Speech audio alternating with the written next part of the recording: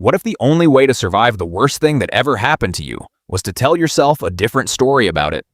That question sits at the heart of everything you're about to hear, and by the end, it might change the way you see this entire film. This is Life of Pi.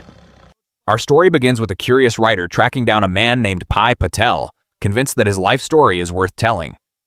Pi's real name is Piscine Molitor, named after a swimming pool in France, a name that made him an easy target for teasing at school.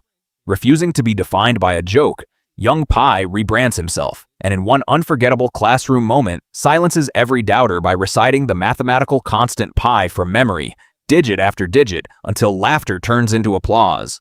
From that day forward, he isn't pissing anymore. He's Pi. He grows up the son of a zookeeper and a gentle, spiritual mother, and his curiosity about the world quickly turns into a hunger for meaning. He embraces Hinduism, then Christianity, then Islam, practicing all three at once. His father, a man who trusts only logic, warns him that believing in everything means believing in nothing. Pi disagrees. To him, faith isn't a contradiction, it's a doorway.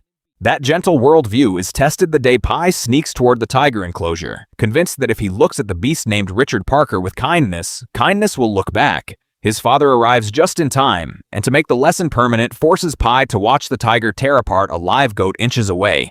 It's brutal, and it's deliberate. Nature, his father tells him, does not care what you believe. Years later, Pi falls for a dancer named Anandi, and just as their romance begins, his father delivers devastating news. The family zoo has failed, and to survive, they must sell the animals and start over in Canada. Before boarding the cargo ship, Anandi ties a red bracelet around Pi's wrist, a small thread of home to carry into the unknown. Then the storm comes. The ship is swallowed by the sea in the dead of night. Pi is thrown onto a lifeboat as the vessel goes under, and from that lifeboat, he watches his family vanish beneath the waves. He is not alone for long. A wounded zebra leaps aboard, and from the black water, Richard Parker himself climbs on, the very tiger Pi once tried to befriend. A grieving orangutan drifts in on a raft of bananas. For the first time in his life, Pi's faith offers him no comfort at all. It's just him, the dark, and an animal built to kill him. He watches, helpless, as the hyena on board turns on the zebra, then on the orangutan. He prays through it, bargains through it, and still cannot stop it. Then Richard Parker strikes the hyena down without warning, and Pi understands, in one cold instant, that the tiger isn't done with him. It's only just started. What follows isn't a rescue story. It's a negotiation for survival, played out day by day between a boy and a Bengal tiger neither one can escape.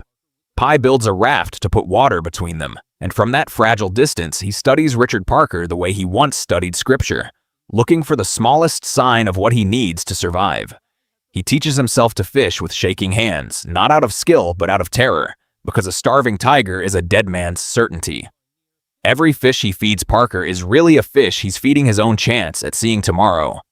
Somewhere in that grinding rhythm, something in Pi starts to shift. He stops praying for rescue and starts praying for strength.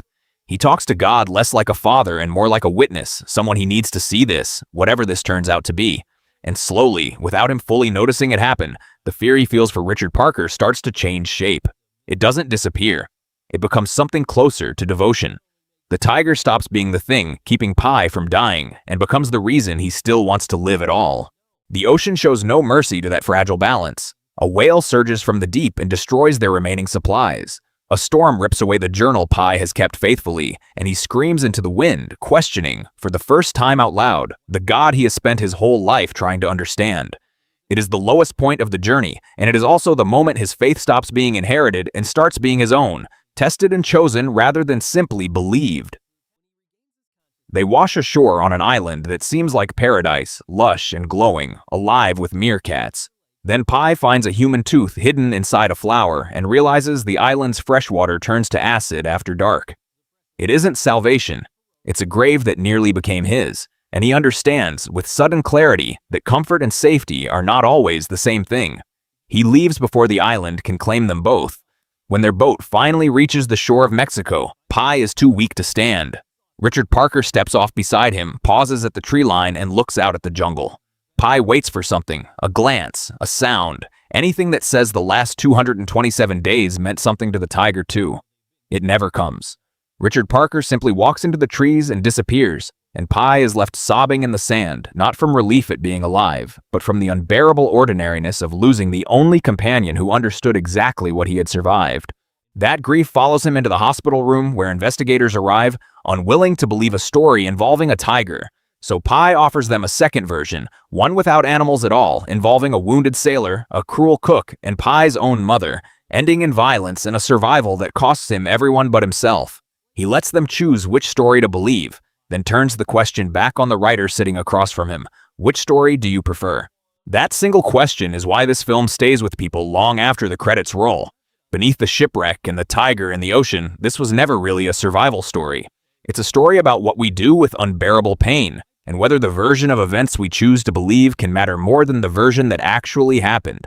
Pi doesn't hand you an answer. He just leaves you sitting with the same choice he had to make. If this story moved you the way it moved us, make sure to like this video, subscribe for more recaps just like it, and drop a comment telling us which version of Pi's story you believe.